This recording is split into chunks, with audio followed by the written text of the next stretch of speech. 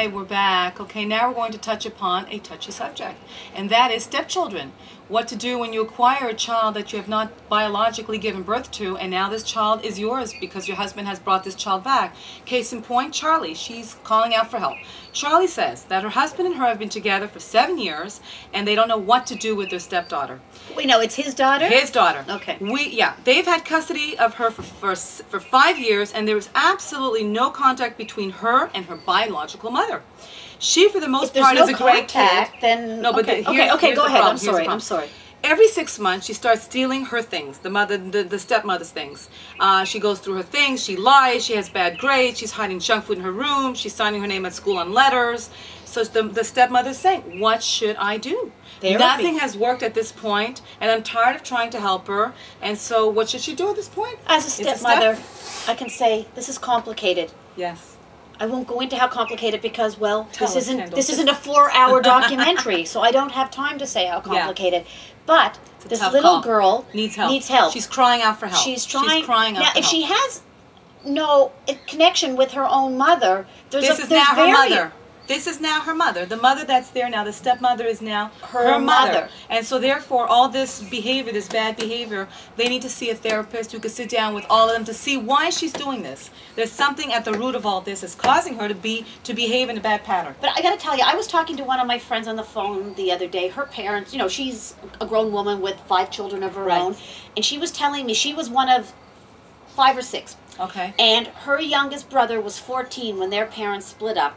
Yeah. And she said to this day, so this is a long time ago because my friend's 45-ish. Okay. So her brother's probably 38-ish, something like that, I'm guessing.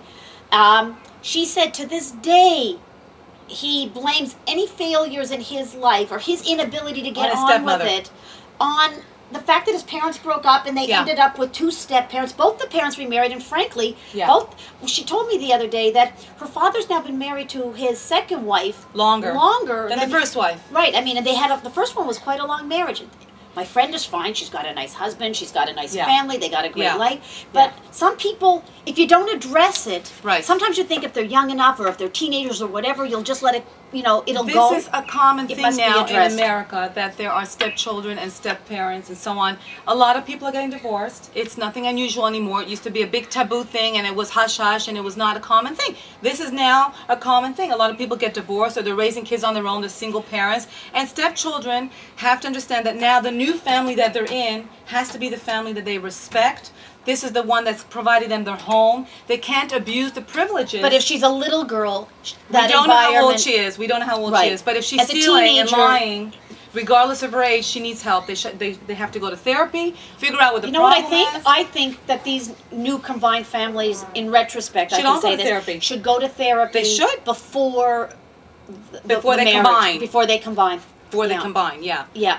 It's also you know, when you have his child, your children, and now his, hers, and yours.